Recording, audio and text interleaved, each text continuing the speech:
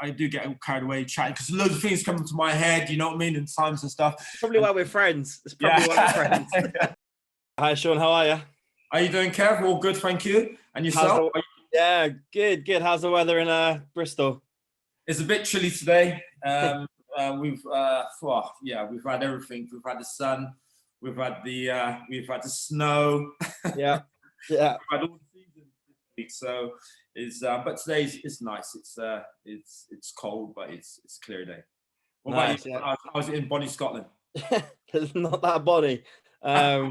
We've kind of hit every season in the last 2 days, I think, same as everywhere. So it's been crazy, to be honest. But good crazy. Oh, good.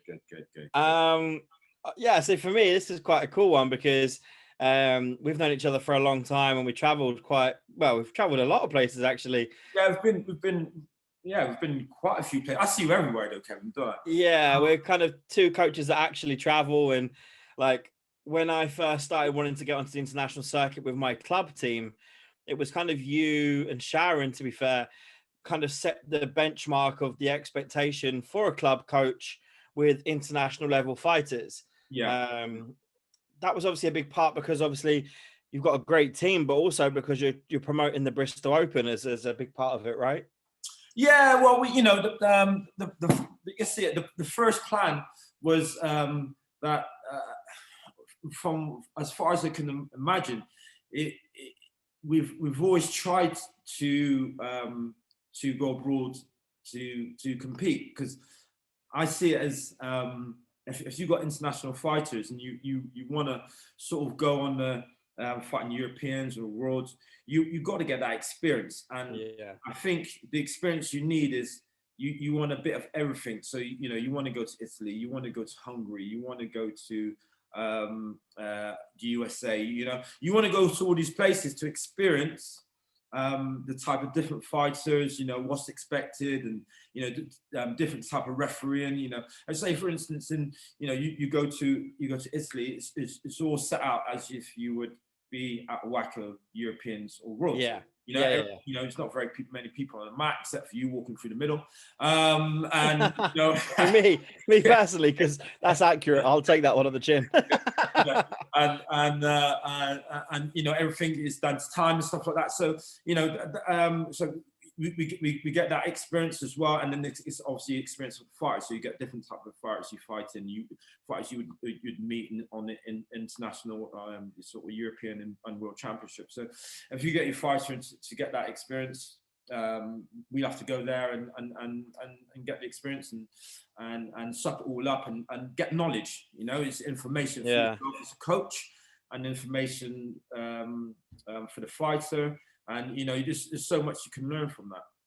Yeah, I think that's super relevant, and the biggest thing there is relevance, right? Because the British circuit is very, very strong. It has been for years, but it's also very different to an international circuit in the fact that the style of fighting, if you were to just stay in Britain and then go to the WACOs, you'd probably fall short just because the difference, not the talent. I'm not saying we're less talented, but the style of fighting, especially now, I feel more than ever, there is a little shift in the style of what they do and what we do. And if you're not going to expose yourself up until the final of the Champions League, for looking for an analogy, then you're going to have an issue straight away, right? Yeah, sure, of course. If you, we are a lot different in the UK. It's changed a lot through time. So if you go back to how it was in the 80s or the late 70s, we're going to get onto that, don't worry. It's all changed, and now in the last last 10 years, again, it's changed big time, because now we've got the youth coming through, and we've had the time of a lot of different other coaches have gone abroad. You got just looking at what WACO offers is, you got the load of different WACO competitions around Europe happening. So you got the chance to go there and fight somebody you'd fight in the, again, like in the Europeans or Worlds. So a lot of British coaches taking their fighters over to get that experience and, you know, to learn, you know, because knowledge is key, you know. So Yeah. the more information you got, the better for yourself, and what you could bring to yourself, what you could bring to your school, and develop your fighters. And you got first-hand experience there. So it only takes, for us, it's only an hour, 2 hours to go to Europe. Yeah, it's amazing. And you know, and now you could probably go to a competition every other week. Well, not now, but Yeah, no, normally it was kind of like, you know, it's if you had it your way, you go everywhere. You're pretty close to doing everything anyway, but like you could compete every 2 weeks quite comfortably before lockdown, easily. Like yeah, if it wasn't domestic, it was international. yeah, Like that first half of the year, January to maybe as far as May, you've got an international a month, let alone our domestic British championships and everything else on top of it. It's very thick and fast early on, for sure. Yeah, our well, it used to be our busiest time would have been end of January. So you know, you got Dave Ryan's Watford, then you have sorry, I tell a lie, it would be Golden Glove, then Dave Ryan's competition, Watford Open, then it would be Croatia, then it would be Athens, then Croatia, sorry, yeah. And then British. you got the British. So that's a good little run up for the British. And then you got you may have a week free. Then you got the Irish Open. Bam! You know, then you're way into it. And it's lovely. It's I mean, you know, you talk to any fighter or coach, and you know the feeling of getting the competitive feeling. You know, seeing all your friends from all around the place. And, you know, and you have talks, you have meetings as you do, and you talk about strategies, you talk about fighters, you talk about competitions and stuff like that. You know, really missing that, that. And it all helps with development. You know, development of your fighter, development of yourself. Yeah. You know, and it's good. It's good. One thing that I think you're really great at is, so backstory, you were one of the first names I was ever exposed to when I first started training. And it was like that old school mentality, but you were kind of just about still fighting when I started competing. In fact, I remember seeing you compete in Italy in a tag team event, I think it was, with Andy Cleaves. Jesus, yes. Italian Open or Golden Glove? I think it was Golden Glove. Golden Glove. But before I even saw that and met you, my instructor, Curtis Page, used to always talk about Sean Vieira's ability to stand in front of you this close and put you under immense pressure and still counterfight to you, but from an attacking distance. And that was one of the first ever stories I can relate back to as hearing about my instructor's era was your name. And let's just go back. Let's just bring it right back and talk about how you got into this. Was Lao Ga your first art, or did you come from different styles? Really, see now, if you can imagine back in the 70s, well, you can't imagine because you know, but you know, back in the 70s, it was it's kind of different. It's a lot different. So you had you had a lot of karate schools. You had a lot of taekwondo. You know, so the first one I done was taekwondo. That was the first. Actually trained in. Yeah, really? And it was in a boys' club. It was in a boys' club. We used to have this boys' club, so they was doing this taekwondo, and then for me it was it was something to do, but it didn't really tick the boxes for me. Just for me, maybe the instructor, maybe the environment what it was in, you know. So we had a choice of carry on doing taekwondo or go and playing football or table tennis, or you know. So it was like, get taekwondo, I'll do this, and then. Next to my old school, they built a sports centre in Easton. I was a part of area of Bristol. And we used to go in there and watch they had this taekwondo class, but because in my head, it was like, I've done this before, don't really want to do this again. And then they had a Kung Fu class. No way. Right. I was like, yeah, okay, this sounds cool. So a friend of mine's, we heard that the instructor punched you in the stomach. So my friend just wanted to go there and get punched in the stomach and do loads of push-ups. Yeah. So I thought, yeah, okay, I'll come along with you. I'm And down for that. Yeah. so I don't want to get punched in the stomach, but so we done that. He lasted one day, one night, and I just carried on. And No from way, then, really? yeah, I just carried because like I'm like a person who tries to. I very rarely follow. Yeah, I sort of just lead. So if I like something and you don't want to do it, hey, That's good with me. I'm Yeah. going to do it. Do you know what I mean? So from Yeah. there, we did it, and then How old were you when you started, Sean? probably it's not like these days. These days, people start at like 2. Black belt by 4. Yeah. I started from I think it was about 10. So it's about Still young though. Still young. 90, yeah, probably 1976. Yeah, 1976. I would have started there, and then we just carried on from there.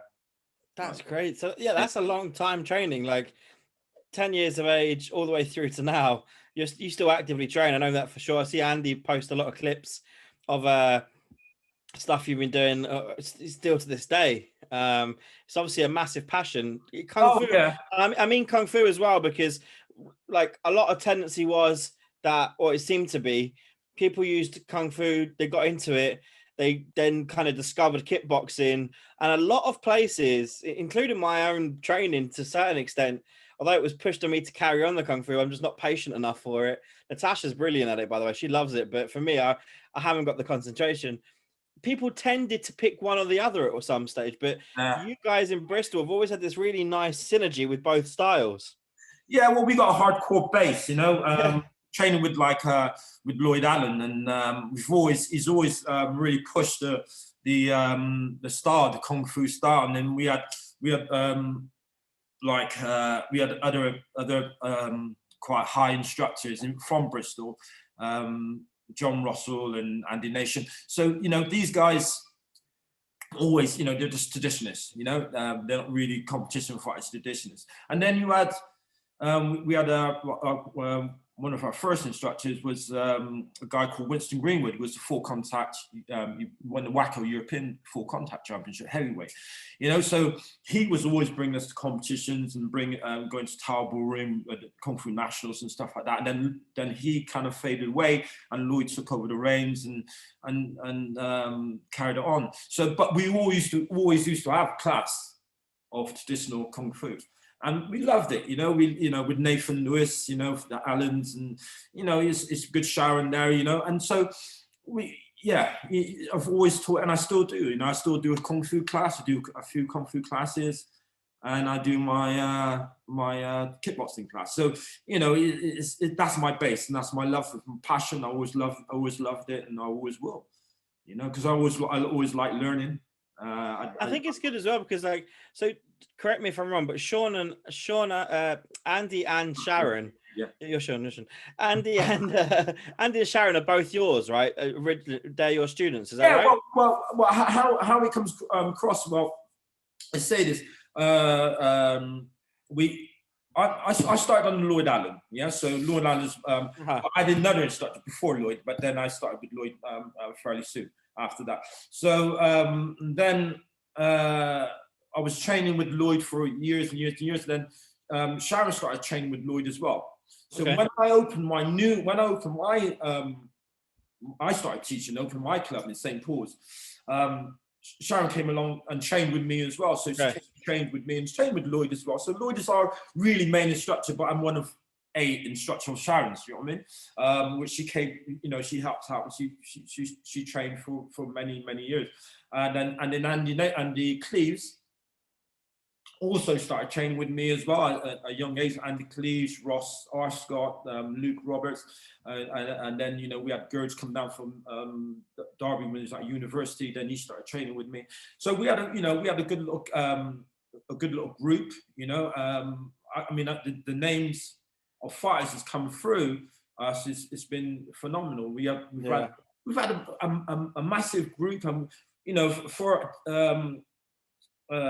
a club team, I think we've done really well, because we used to, them days, especially in the, I always say in the 80s, we used to fight, we used to, sport today is phenomenal. It's fast. It's different though, for sure. But back in the 80s, we had to take chunks out of each other. So, 100%, you'd come in the dojo. I can remember the dojo, come in the gym, and we can remember seeing one of my friends, a guy called Joe Stern, and he said to me, Sean, when you come in here to fight, you're gonna have to fight. And if you don't fight, you're just gonna you can get no respect. And I can remember going in there and them trying to take chunks out of me. Phil Allen, because Phil's a lot older than me, and Phil used to grab you and he used to take chunks. I mean, and you could say Nathan Lewis, you can ask him the same thing. They used to smash. And Nathan, I can remember Nathan kicking Andy Cleves. We had a stage, and he kicking him under the stage. And if he didn't come back out, and I was say, Nathan, what are you doing? What are you doing? And he used to be like, they got to learn. They got to be strong. It's like, oh, come on. Yes, stay. But the guys, it was different them days, Yeah. For all the good reasons, not bad reasons, No. We trained hard. The fitness was incredible, and then what happened with us is that we all got selected for a national team. So when we got selected for a national team, that took it to another level. So when we got to the national team now, which trained with the Laogar team, you'd come in the room and you'd be like, wow, these guys are crazy. Really? You had Neville training, you had Clive Parkinson, you had Kevin Bruton, you had Peter Edwards, you had Mark Ashton, you had Alvin Mighty, and these guys weren't messing around. These guys. What's the sparring like? Curtis would be in there, and Curtis would come up to me, and I can remember one of the first things Curtis said to me when we started training. He said to me, he said, "You realize that Neville is going to make every bone in your body ache. So every muscle in your body ache." He said, "Even your toes are going to ache." I was like, yeah, right. Because I train hard anyway. Oh my God. I couldn't walk for the week. I'm serious. Really? Struggling getting out my car, and then, you'd be there and you'd be watching the sparring, and it'd be like winner stays on. And it's proper competitive, kicks going everywhere, Kevin Bruton would just smash into you and thinking, and this is the older lot. And then you had Baptiste, you had Dave's a beast. Geez, he was a nightmare. He was a very orthodox style, but he was a nightmare. You couldn't get near him. He's strong as an ox. Even now, we used to do a lot of his tournaments. We don't do much in Scotland right now. But you see the condition of this guy still, it blows my mind. He's literally just pure muscle. He's so dense physically. Natural athlete. Yeah. Reaction time is amazing. I've seen footage of him as well. I can remember clearly. I've seen a lot of footage from Clash, but I can remember seeing footage of that, and he just it just exploded. And it was just and those gloves. I might as well just get my Post-it note and just balance it on my hand. That could be actually too thick. Yeah, that's too thick. Too thick. Yeah. It was amazing. He would have to finish ones as well. He'll have to finish ones. And you've been pushing the foam away. Dave Baptiste couldn't kick. Dave Baptiste tried to axe kick. Chris Cullimore out competition and kicked him in his knee. Axe kicked him in his knee. Oh dear, and we used to crack up laughing. We had such a bond. It looked like you guys were tight. Every footage you see, there's such a sense of team there. The team, and the thing is, you were there on merit. If you were in that team, if you didn't hit the A team, well, we was the B team once, and we had to fight the A team, and it was like you're here because you're good enough to be here. Yeah. Now let's go out and get the A team, and the A team was like Kevin Bruton, Neville, Peter Edwards, them guys. Really? Yeah. We gave him a good run for the money. I'd fight Neville. Did you? Oh yeah. How was it? Was it good? Oh yeah, it was okay. They said he scored an axe kick on me and it hit my back, but and we have that argument. Was his leg as good as everyone talks about? Yeah. It'll go up and you'll hold it there, and then you just slice it right down. If you get in the way, luckily it hit my back. If it hit my head, I'd have been decapitated. Yeah. Yeah, Because even now, like I can remember going to the squad trainings and everyone is just like still sitting in splits for fun, just like no effort. It's wild. Like there seems to be that generation, like you guys, you Baptistes and stuff like that, that there's definitely a sense of responsibility to maintaining the training that they've gone on in years gone by, or they trained that hard they couldn't get rid of it even if they tried. Like everybody from that era is in fantastic condition. Yeah, I mean that was the, you know, I've always seen as you know, if you're an athlete, you got to be fit. You know, you got to be fit, strong. Yeah. You know, I mean, you can't, especially. I mean, now it's even different. It's the training is different again. You know, you've got to have that speed, that reaction. You know, you guys is Bristol in general. Like, if you ask people about, like, you know, I'm going from more that what I heard, but Sean, I fought Andy quite a few times, and I've seen Sharon fight loads. I've had the honor to sit there and be involved in team events with top 10 with her, and she's amazing. But the biggest thing that stands out with both of those guys in their career for me as a competitor, but also to watch them, is their conditioning. Their foundation-based conditioning is frightening. Yeah, both of them. You know, let's start with Sharon first. So Sharon, if you can imagine, she would be the only girl of say 12, 13, and then all of us would be probably early 20s, and we'll be training, training, you know, full on. And Lloyd, if Lloyd see you slacking, he'll be on your case, don't care who you are, you know, so he'll be shouting at you, giving you abuse. So if you couldn't take that, the door was there, you know. So basically, Sharon used to train, she would say nothing, she'd just complete it, just do everything, and train as hard as she can. And you can see now, that's why she's such a good fighter. Obviously, there's a lot of other things, you know. She's all round fighter. You know, she can kick, she can punch, she got reaction time, she got speed.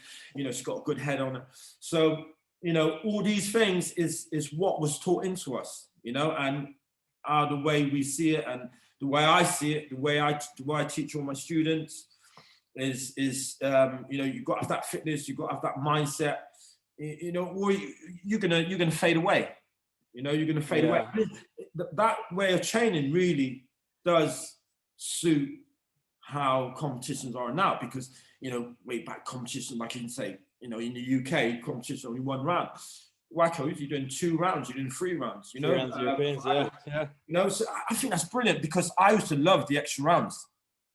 I love the extra rounds. I think some fighters, the round changes depending on the tournament, at one point or another could change who was in it. Like based on one round, you'd have a whole different crowd being successful, but and then in the 2s or the 3s, you start to see the difference between who's maybe a good fighter, as in like a point fighter, to who's a good athlete and an all-rounder. You definitely see this little split emerge at one stage. Exactly. So going back in, let's say, the late 80s, early 90s, you had a lot of competitions. Then you had open weight, you know, so the competition was just, you know, you go to competition 1 round, then you have open weight 2 rounds.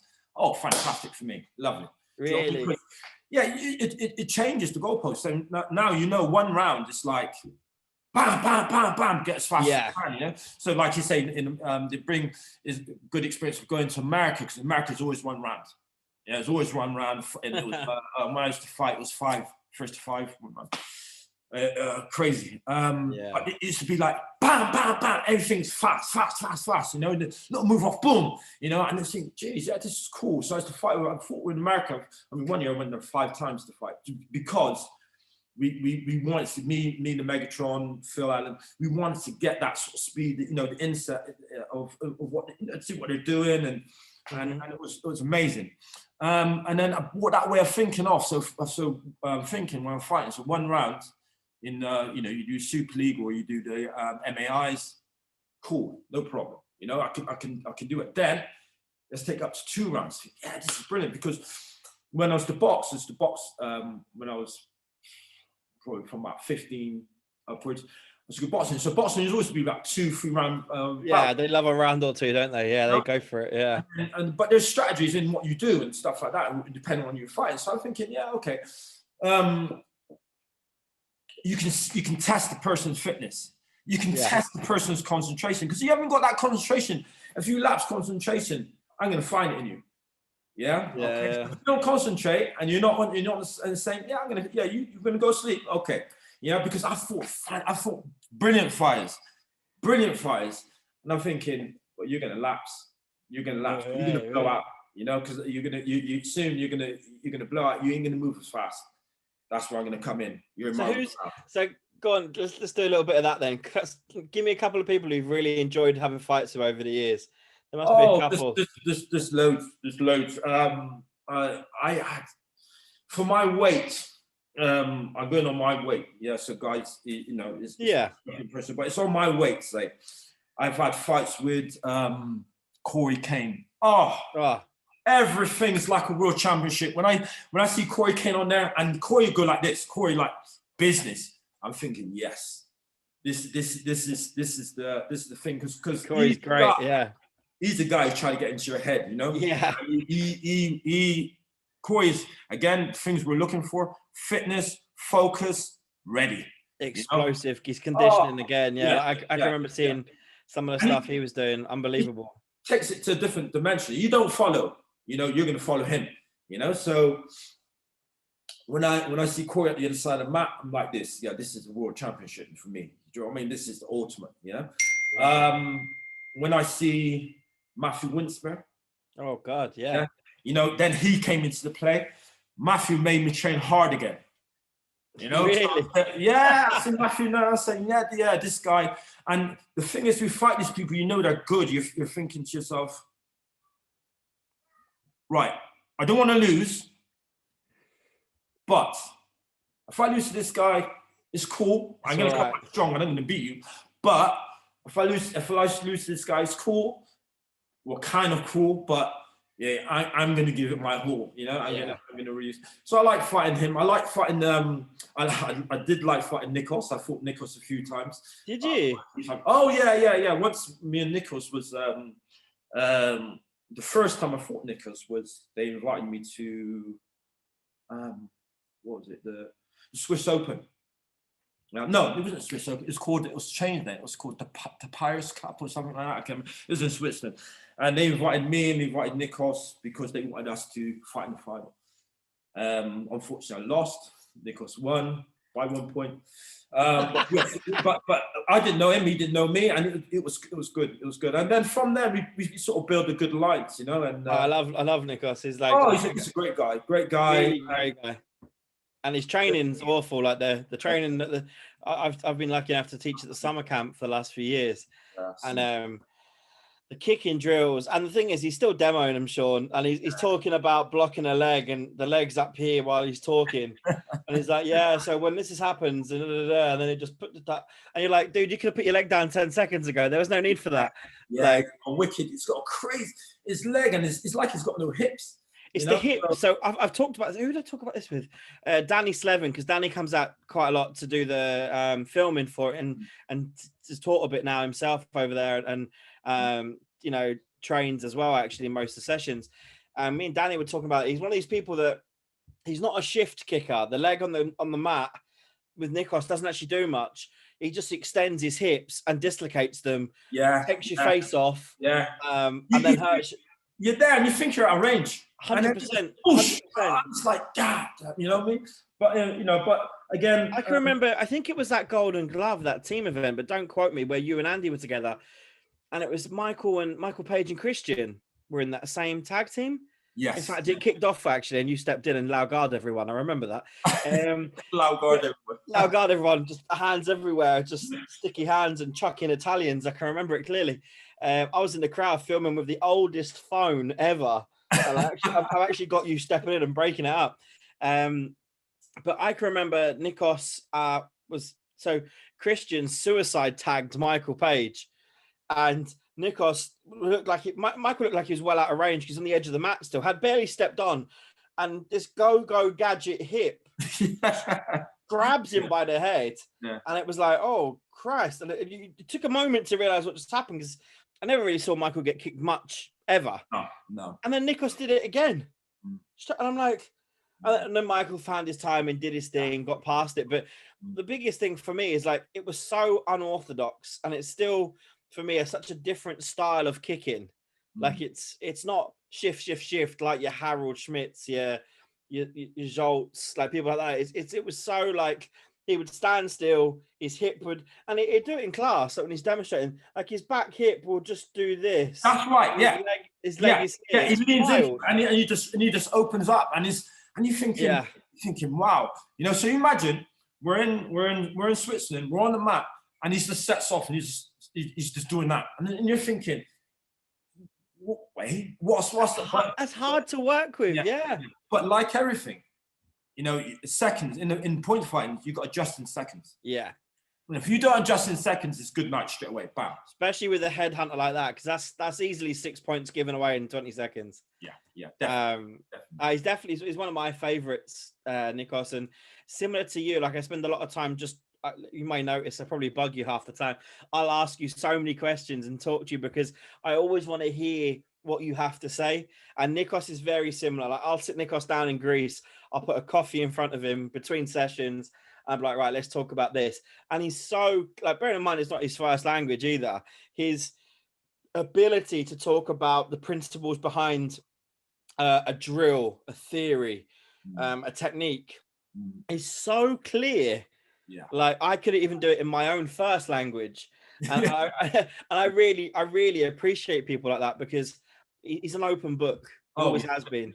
Definitely. And I think you fall into that category. Every time I said to you, why this? Like it's for me as a coach coming through the ranks, and even now I'm far from finished learning.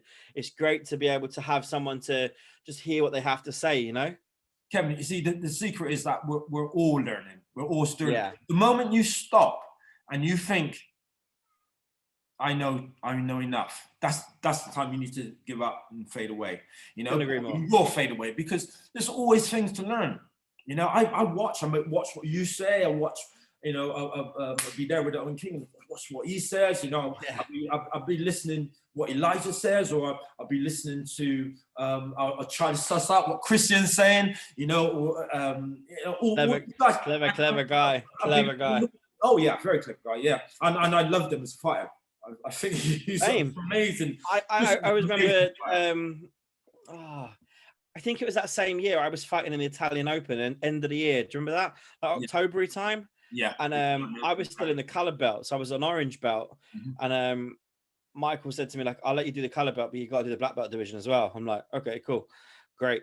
And I remember going to, and Michael was fighting. So Christian, who I'd never really met apart from, you know, whatever high at the previous tournament, jumped behind me.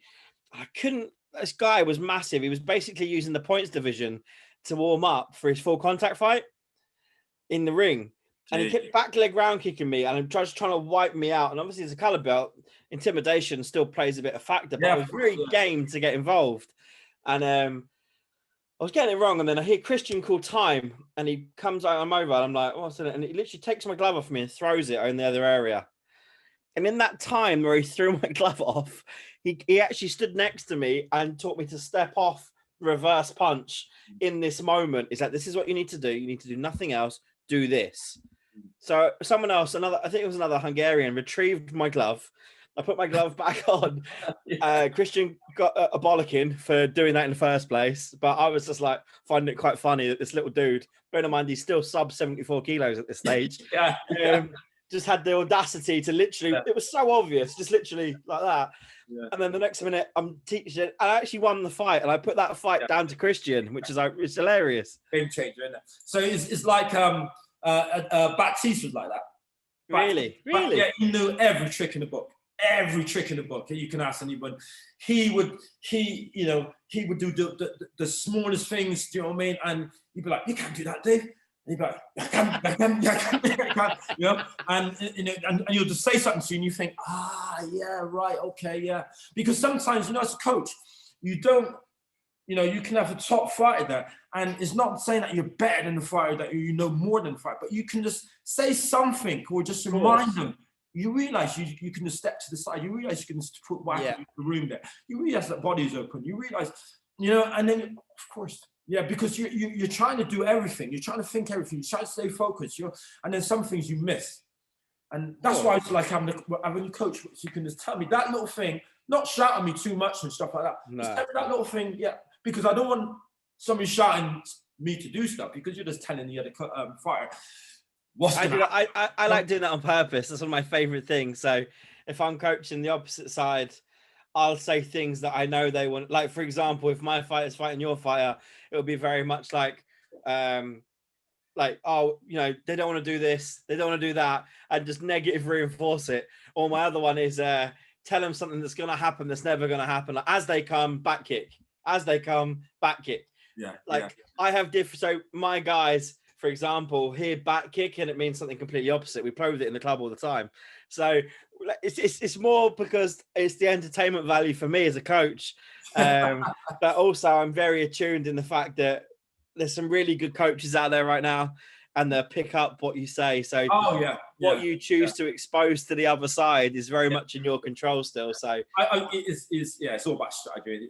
I love it. That's the bit I'm really missing during all this pandemic stuff, is the backwards and forwards with other coaches.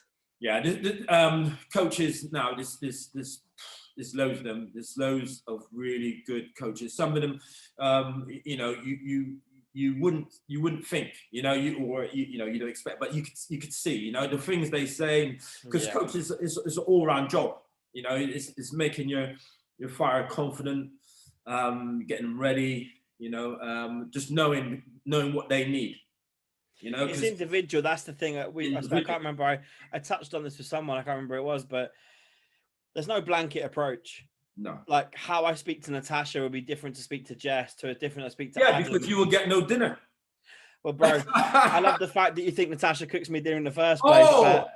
Sorry. That's okay. I'm definitely the chef in the house, dude. Well, you'll get a kick. Mate, that's guaranteed on a daily basis. But it's definitely I've seen people get that wrong and try to coach one fighter exactly the same as fighter B. When fighter B needed a cuddle and a chat, fighter A needed that hype.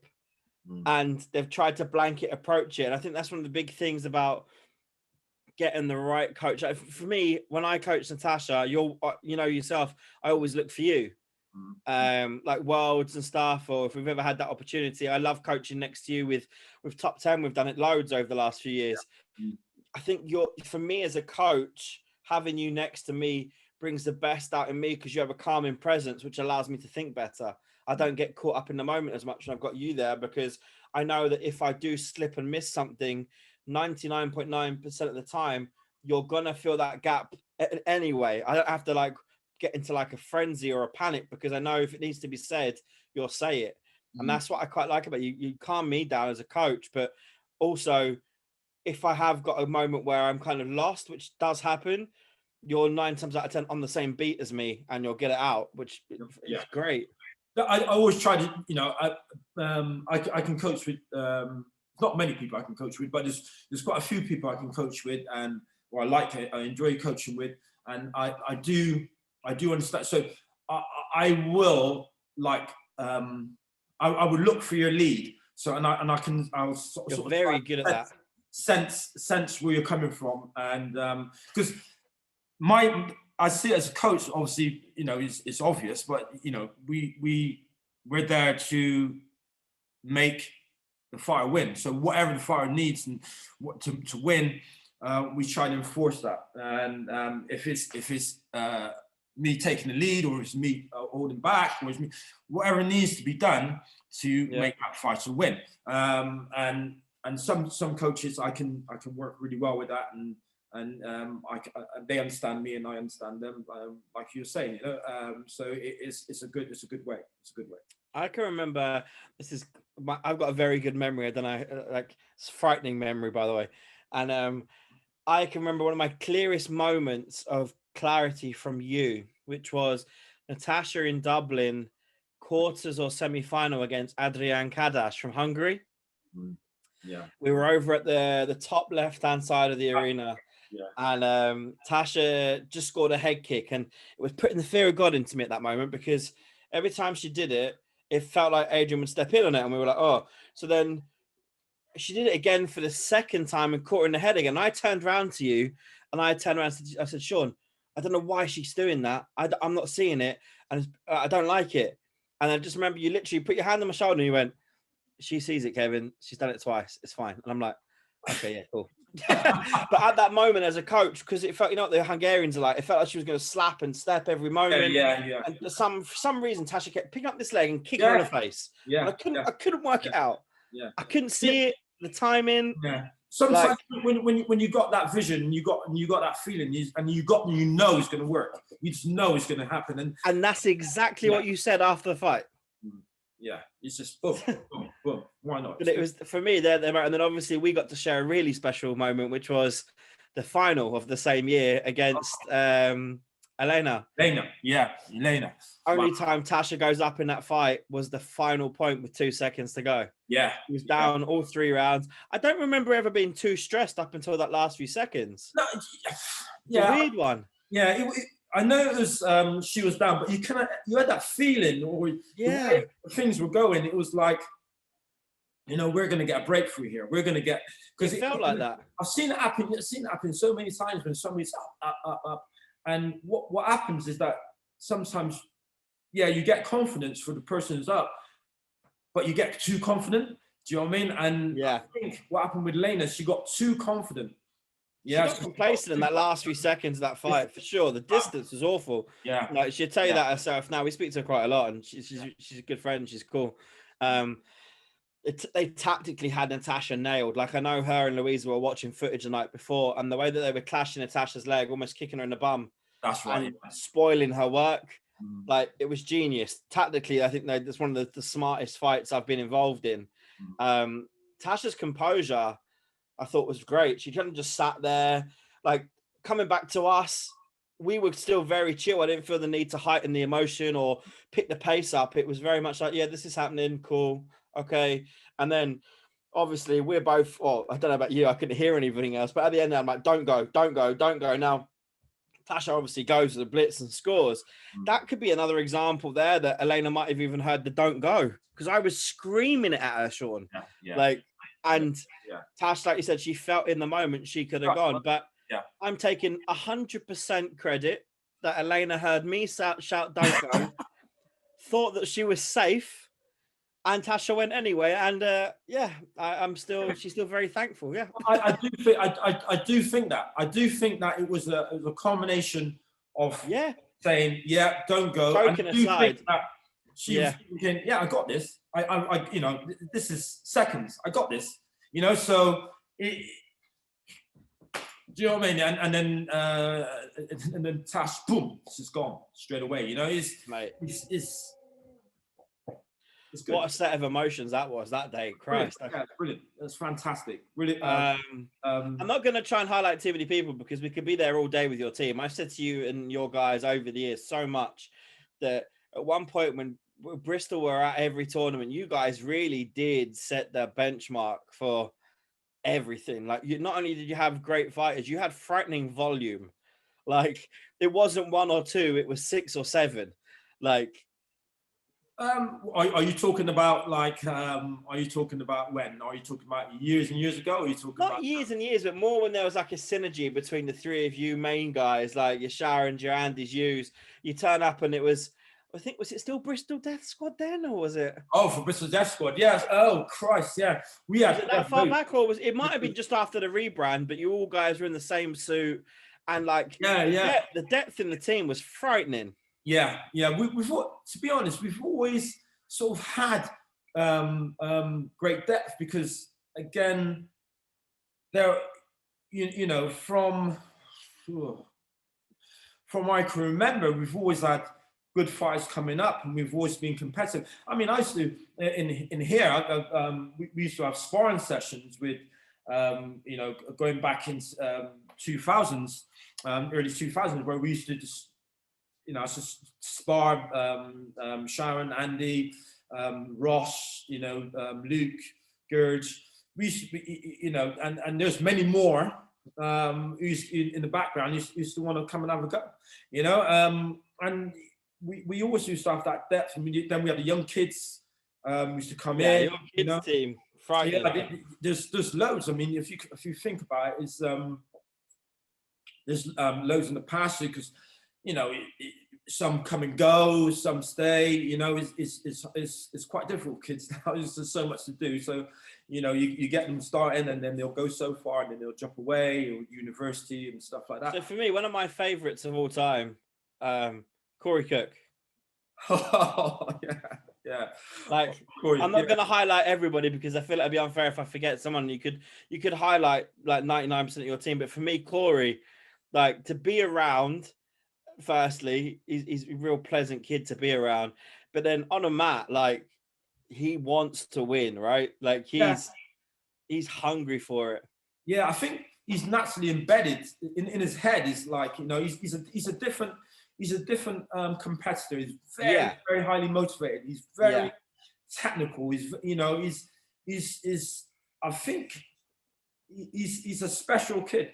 Yeah, he's special. I say that to him, and he sort of laughs at me. But I think just in life generally, I think everyone's special. We get.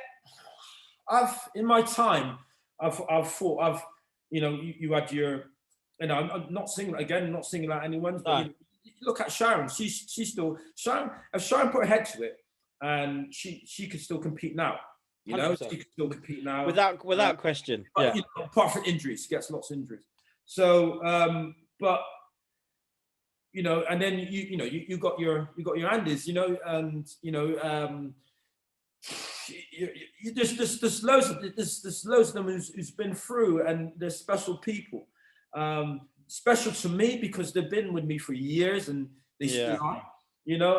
And Corey again, I think is very special, the way he thinks, the way he approaches certain things.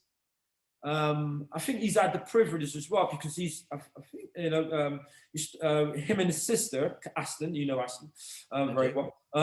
Started with Lloyd, then gone with Andy and Sharon, and then with Sharon, then with me. And they've had that tuition along the way, and that bred into them. Yeah. And they've had a lot of information there, a lot of knowledge, and I think again we call it within himself, his mindset. We train, we spar, and his mindset, the way he thinks and the way he approaches stuff, I think is really cool. I think he's. I like the way talking to Corey. He's he doubles up as a club coach for you guys as well, right? He's around everywhere. Yeah. He's probably one of the younger people that I actually have a lot of respect for from a coaching perspective as well. But because of his fighting brain, when he fights and uses his brain, he has a really nice ability, and had it pretty much instantaneously when he was coaching kids. I would sit there because obviously we had the little top 10 hookup, and we've always been close to Bristol and Corey's family especially. So I'd always just be like, if he was rushing off coaching someone, there was no adult, and you were crazy busy, or Sharon was, I'd always just sit on a chair with him or stay close just in case something happened and they needed like an adult type thing. You've coached him many times as well, haven't you? Yeah, a few. And yeah. What I love about him is when you hear him coach, he didn't ever need me sitting there. I'm just sitting there because I just want to be there for him if he needs me. Never has, never probably will. But the clarity that he brings to that situation for the other fighter now blows my mind every time I listen to him. Like, his brain, to do it when fighting is one thing. To express it as a coach to another fighter is a completely different skill set. Exactly. Like, not every fighter makes a great coach. I'm a big advocate for that. Yeah, but definitely. For me, I've listened to this kid from mid-teens coaching smaller kids, and like, you'd want him in your corner now. Even then at 14, 15, you're like, I'll take Corey. Like, do you know what I mean? He's actually very strong. Like, he's coached a couple of my guys when I've struggled for running around the place. And I never ever stress about it. If Corey's behind Adam, for example, who he knows quite well anyway, and I know they're just going to get the job done. Like, he's exceptional all-rounder. He's a great fighter. He punches great. His leg is exceptional, which you forget about until he picks it up and puts it in someone's face. Yeah. But his brain is next level. It's training, you know, and he personally does. We've gone through his training regime, and it's actually crazy. So his kicking ability, you know, you see him kick and stuff like that, but the training he does to get there, to do that sort of those kicks and stuff is crazy. It's crazy.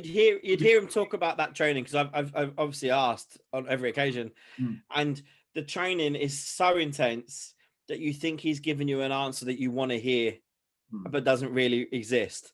And if it was any other person, you'd just think it's a bit of a bullshit answer, because you want to make your training look harder than it is. We all do it. But you hear what he actually goes through, and I've had it backed up by so many different people that that's what he's done to get his leg there. It almost feels unattainable. And to most people who don't want to put the work in, it probably is unattainable. Yeah, it's true. You're right, actually, because a lot of people will give up straight away when you do it. We've done it loads down here. You know, using you know, let's say we use resistant bands, using weights. You know, and when you think, well, we'll stop now, because I'm not a kicker anyway. But you know, when you say stop, you'll carry on.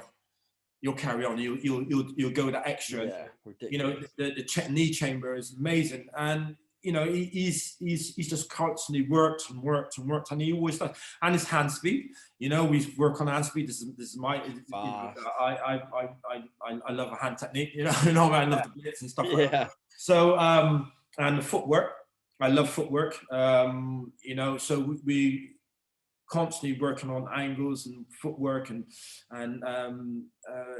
dealing with inches, you know, and adjusting and stuff like that, and different ways. But he will take it, and the thing is, he listens. So you know, he's really coachable. Even for he takes stuff on board. Yeah, you know, which, you know, a lot of my students listen. I hope they do. Yeah, they do. You got your team synergy is great. Like even though I'm hearing it from the other side when I'm fighting against you, I've sat next to you enough to hear like very little. You're not a big chatter, but you'll give them what they need. And the application is almost instantaneous, which as a coach is what you want. And I've seen it with the likes of Corey, very close level. I've seen it with Aston before, Hayden, Grace. Like you get all these guys that I've spent quite a lot of time around. Yeah, you can hear how quickly and how adaptable they are, fighter coach wise. And yeah, like you got honestly, you could talk about so many. Ashana before that, I remember Ashana coming across my guys. Like there's so many really good guys coming from Bristol. Yeah, it's good, because I think the coaches, you know, it's no, because sometimes people might say, oh, Sean, yeah, you got. I don't think it's me. I think it's like the Bristol brand. So you know, you got Shatter in there, and you know, she's got a wealth of knowledge, which she was learned the same way I've learned.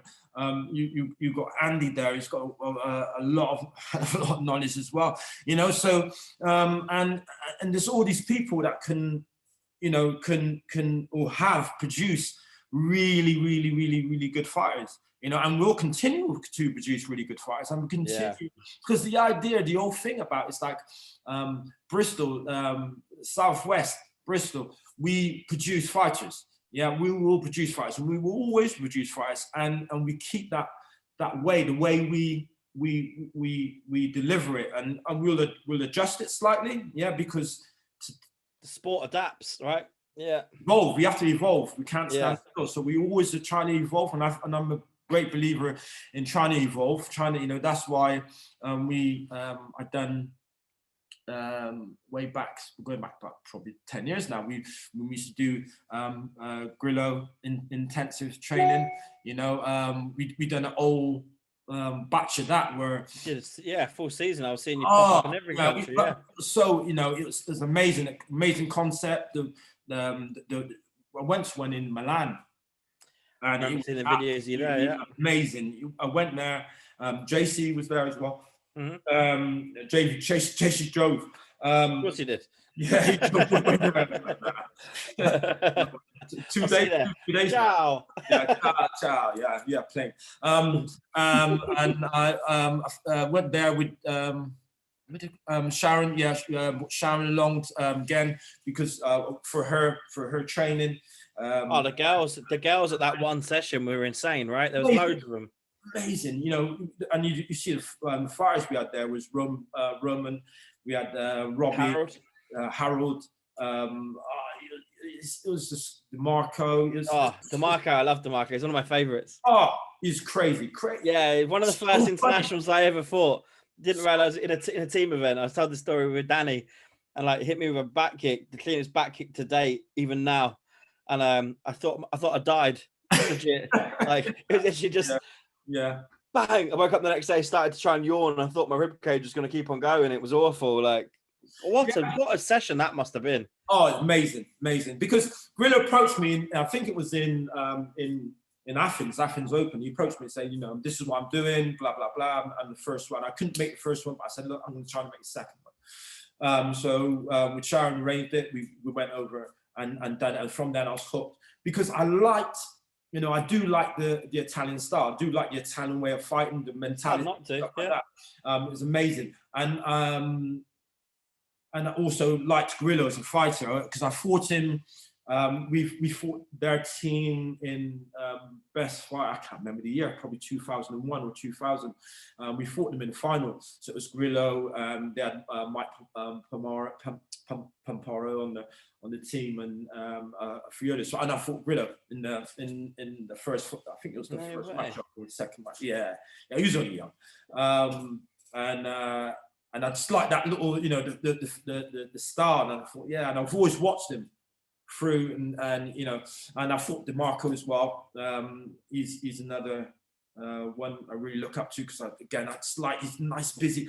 I can remember seeing him. Yeah, I seen him fight first time. I think I seen him fight was in the Irish Open, and he looked like Rasmussen. You know, yeah, this little crazy hairstyle, beard, and he was like everywhere. 1 minute he's over here, forcing the head guard on the hair, like trying to get it on. Yeah. So, I really like the style, you know, because he was just unpredictable. Yeah. And you know, as you know, there's lots of many different fighters, Italians, great fighters. So I like to fight. So we went anyway. We done that, and then I invited him over to the UK to do a few seminars. We've done a great one, a really good one actually. When we classed it in time with Jaddy was doing the tour, so we had Jaddy and Michael was there as well. Michael was there, yeah. Fantastic one that was. Jew was there as well. Elijah was actually talking about that on the last podcast we did last week. Oh yeah, Elijah. Okay, yeah, Elijah. He was telling me about how much he enjoyed that seminar because it was like you had everyone there that you really wanted to listen to, and you had internationals fly into it as well, which was brilliant. Yeah. We had loads of international. Well, I said, you know, we had quite a few of them, and it was amazing because we had not only the men, we had a good set of women as well.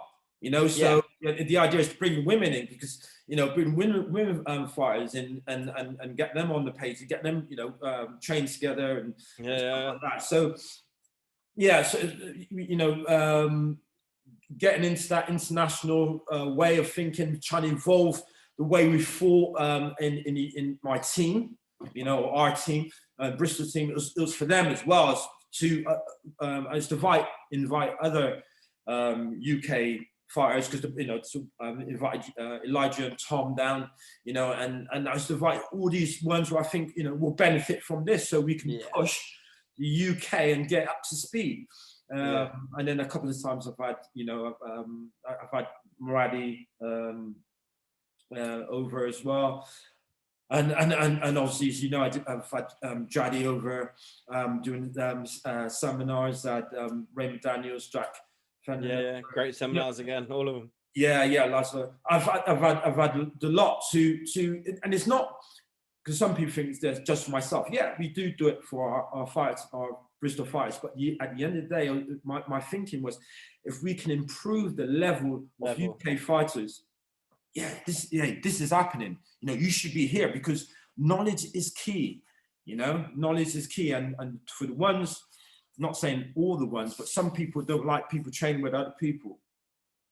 Then it's you know, okay, I kind of understand, but you know, the more this day and age, the more you know, the more you mix, it's going to be better. I think a lot of that comes down to the other instructors maybe just a little bit more self-conscious. I think they kind of feel like if they've got knowledge gaps, they're either subconsciously not ready to do that, or they're unwilling to learn, and their own insecurities come through. Because I think there's nothing more important than training with other people. We do a lot of, when we first moved to Scotland, Natasha and I, for the first 6 months, all of my squad trainings were open, because I went to a tournament very early on and realized the standard was still slagging behind the UK, like the British or the English circuit rather.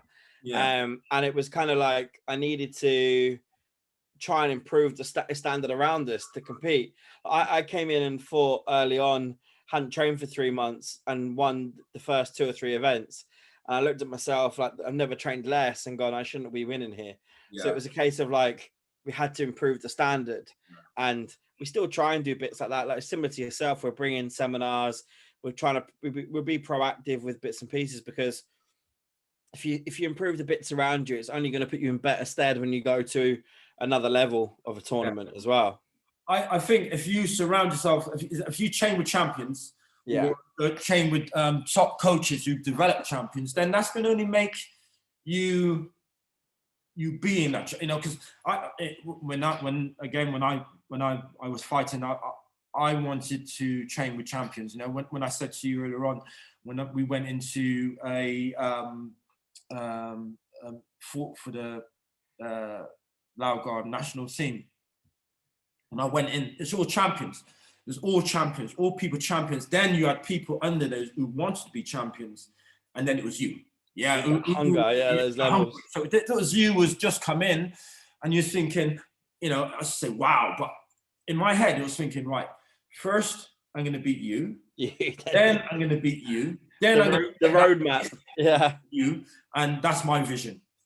So every time I meet you, if I lose against you, it's not your time yet, because you're going to be there somewhere. And again, that's parallel to what Elijah was saying. He used to have a hit list. Oh, okay. Talking about his hit list, and he'd go like, Kev, this is my hit list. I'd scrap them off as I go. Keep going. Yeah. I was going to ask him to name names, but I thought that'd be awkward, so I didn't. Yeah. But I think that's very interesting that mentality comes true again. Yeah, with Elijah, it's special, and he's got the hunger. You can see it in his eyes. We've talked many times. I've coached him. I helped coach with him in different tournaments and stuff like that. I spoke to his dad. We speak and have these conversations and stuff like that. And from what he would feed back to me, you'd think, wow, this guy is going to be something amazing, and he as well as doing that on Wednesdays, as well as doing the point fight, I don't know if he's still doing it. He's doing his jiu-jitsu and he's doing his boxing and stuff like that. And it's stuff like, I was thinking, well, he's a warrior. This guy is highly competitive, and he's willing to learn. The idea is that you're willing to learn. Sometimes you speak to people and you'll say something to someone and they will not listen to you. You can say that there's like, oh yeah. He takes everything in. Guy takes everything in. Do you know what I mean? Okay, yeah. Oh, okay. I can remember, I think it was, I might get the tournament wrong here, but he lost to I think it was Jordan White in Best Fighter one year. And then we were going to White Tiger together. I wasn't coaching him at Best Fighter, someone else was. And we get to Ireland. He's like, Kev, I'm going to fight him. It didn't go well last time. I'm like, well, cool. We'll change it this time. This is what we're going to do. And I don't think I did much in the fight from a coaching point of view. It was a lot of reassurance, like, you've got this, rah, rah, rah. There was one moment where I said to do something, he did it instantly. Like, it was almost like he'd trained with me for 10 years. You're like, dude, this is probably one of the earlier memories I have of coaching Elijah ever.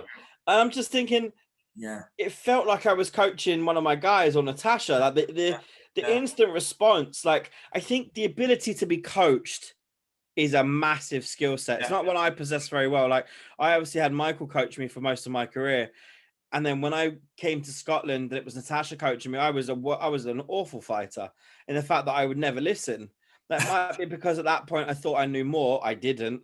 It might be a case of like, it was my wife. That shouldn't have made a difference. Like, it was one of these things where I definitely wasn't a very good listener, and that's my biggest regret in regards to fighting. My goals changed quite quickly after that. It might have been because of lack of coach. When I was down south, I had a great coaching staff in Curtis, Michael. You had loads there. Yeah, we were tight as a team. So when I came up here, I kind of felt lost. It probably was the beginning of the end for me almost instantly because of that. But when you look at people like Elijah, and Natasha's the same, like if you stood behind Natasha, she's great at being coached. Adam, great at being coached. Like Elijah, they just have this ability, Corey, where they have this ability to put the faith in the person behind them, knowing that they're seeing a bigger picture. That's a skill set for me. Yeah, it's a good skill set. As I've coached like many of people, and they, you know, you can tell when they look at you, or they you know, you say something, move, cut in from there, boom, and they've done it. It's like you're controlling them with the controller. But you know, and then they go and, you know, then they take over. You know, they know now. They know they're you know, they see what's happening. I think it was one stage where Michael and Kalen Page, like I'm pretty sure he either pulled it out or he pretended to have it, where Michael was pretending to play Xbox while coaching Kalen. Honest to God, I talk about Natasha like finishing my sentences on a fight. Michael used to be able to say half a word, and Kalen would respond to it. Like it was frightening. It did look like they had like an attack list. I like think a button combo. Yeah, I'm looking at them. Yeah, I think so. I can remember. It's so subtle, subtle.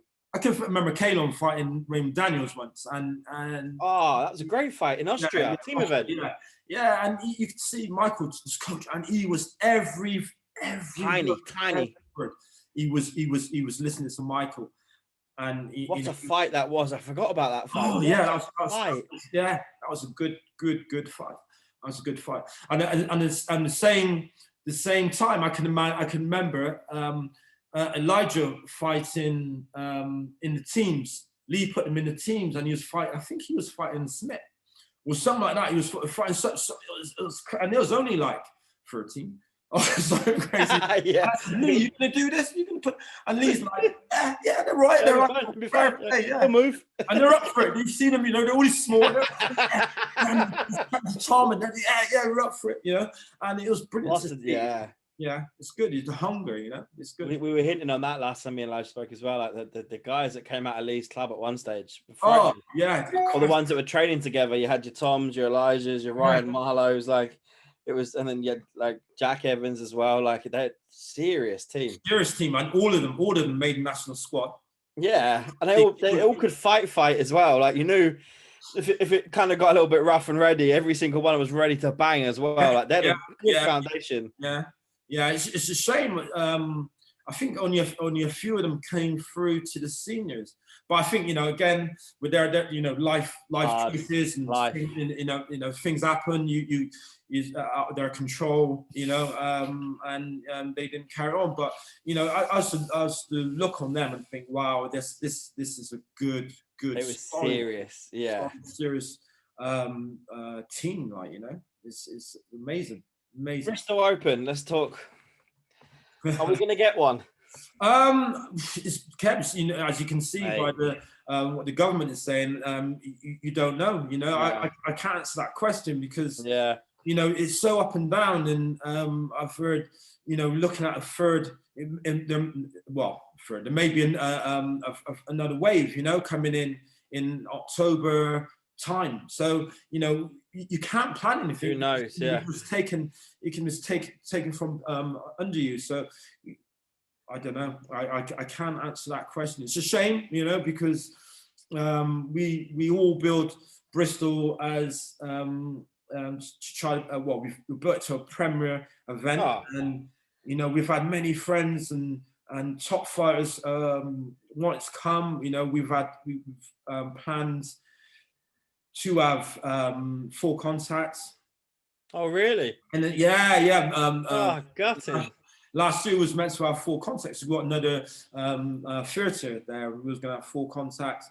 You know, and to take it to another level, and you know, so yeah, we're still waiting to see. There's not much. I before this, I thought I'd ask a question because it would be funny to see your response. But I checked the guidance, and for live indoor events, there's very little at this stage. They've not said much, have they?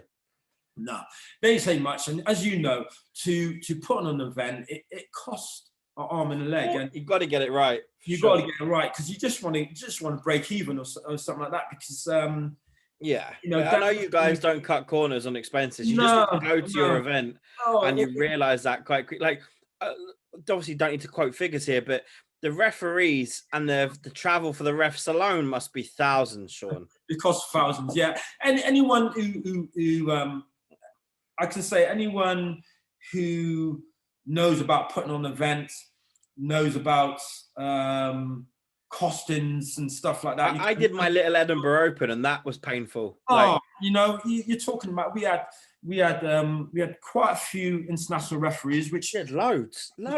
You know, and the UK referees was putting up, and you know, we were putting them up in the hotels, and, you know, and you're bringing them over, and then you got to look at the finance of getting them from the airport to the arena, to the hotel, and then to the hotel to the arena and back again, and it's a big operation.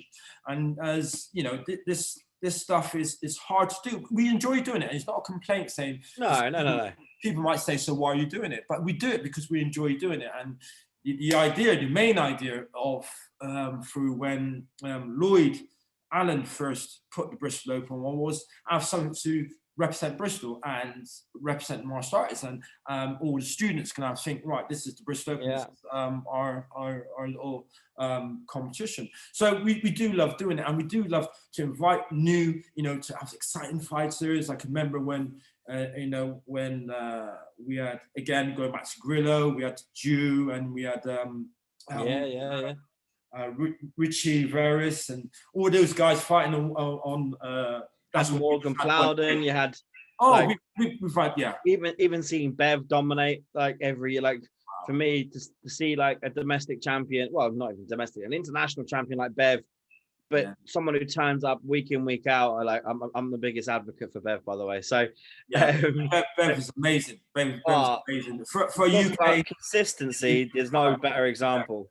I can say, you know, women fighters. We've always had good women fighters. Yeah. Bev has taken it to a different level. Agree.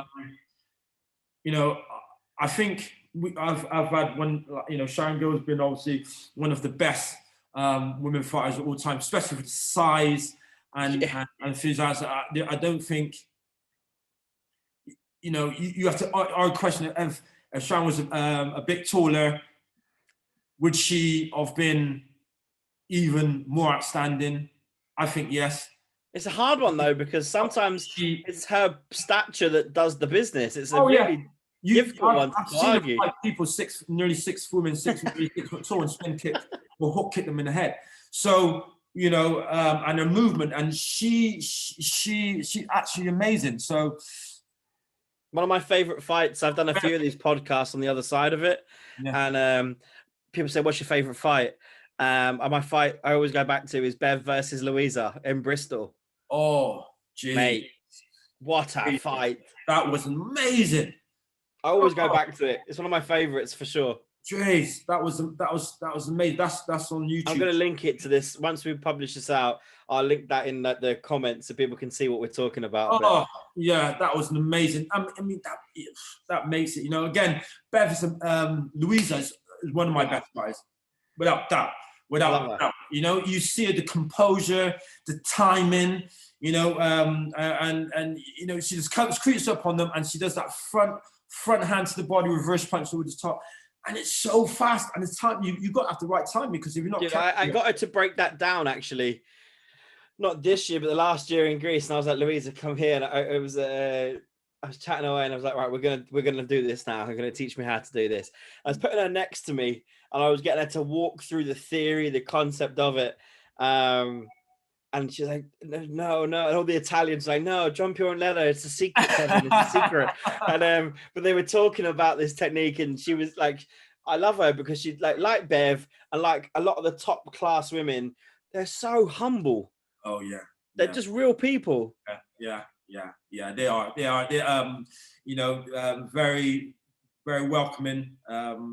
And you know, it's just a pleasure when you see them.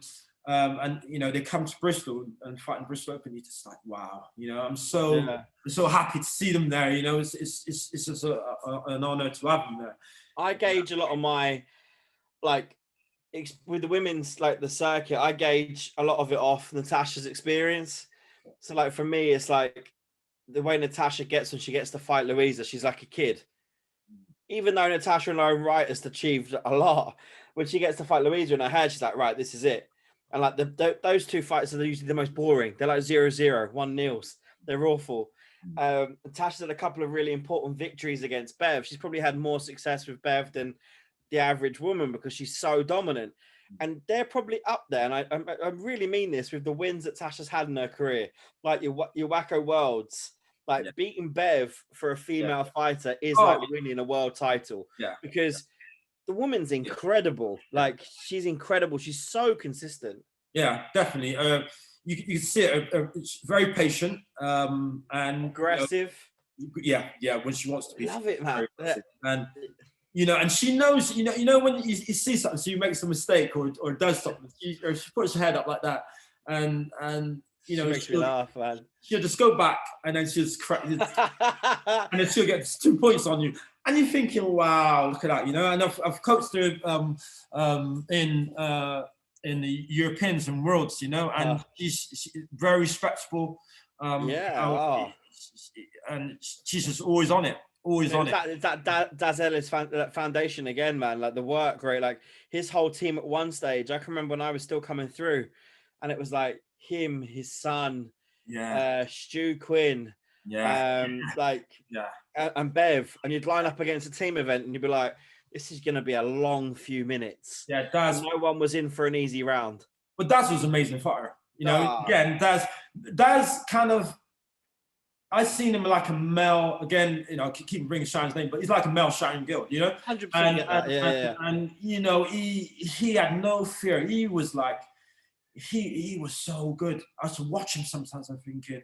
Frightening. And sometimes you probably look at me thinking, why am I looking at, I just look at him thinking. Dude, I think we all did. He's probably used to it. Yeah. Like the things he used to do, like, blew my mind. He could do anything, you know, strong, very quick, you know. And again, he was fighting until, oh God, he was fighting some nets. He fought in my events in Edinburgh. Yeah. And like seeing him against someone quite similar stature, Robbie Hughes. And then you'd watch those two fight, and there was not a punch pulled. They were trying to kill each other in every single round. Yeah, love seeing. But there was no bad blood. It was purely like they're both there to fight. I've watched a lot of the Robbie Hughes, Daz Ellis era. I like that weight. I like to watch that weight. I think it's kind of like, like you get to kind of look at it and go, I can apply that to a lightweight female. Did you see Robbie Hughes and Robbie Lavoie? Yeah, of course. There's not a fight I haven't watched to those guys. Yeah, you know, because them guys, again, special. You know, Robbie Hughes, special. But look at Robbie's mentality right now. So look at what he's doing in his business. Yeah. Like the guy's super successful. Look at Corey Cook with his tattooing. Look how good he is already. He should not be that good already at tattooing because their vision is clear in every facet of their life. Yeah. Like Robbie Hughes, when he joked around once at the end of a Super League and was like, I'm becoming a dentist. I'm going to go down the private sector. I'm going to do really well for myself. Yeah. And everyone was like, yeah, all right, cool, Robbie. Like, you probably will, like, knowing what your head's like. Yeah. I don't think even Robbie thought, or no, Robbie probably did think he would get to where he is now. No, you know, that again, it's just like you said, those guys are so focused. Yeah. You know, I'm not saying everybody's not focused, but they're the mentality. Yeah, it's the 2%. You know, the mentality and what makes you different. You know, how far are you willing to go? Yeah. You know, where people say, I want to be the best, but I don't want to do that. You know what I mean? You know, but these people will do that and beyond.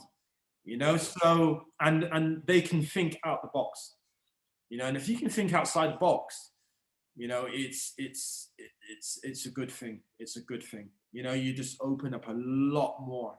You know, and good luck. Good luck. Yeah.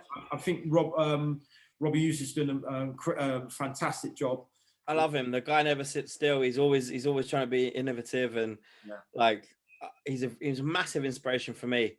He's one of the few people that I don't scroll down any of his social media. I want to listen to everything that guy says.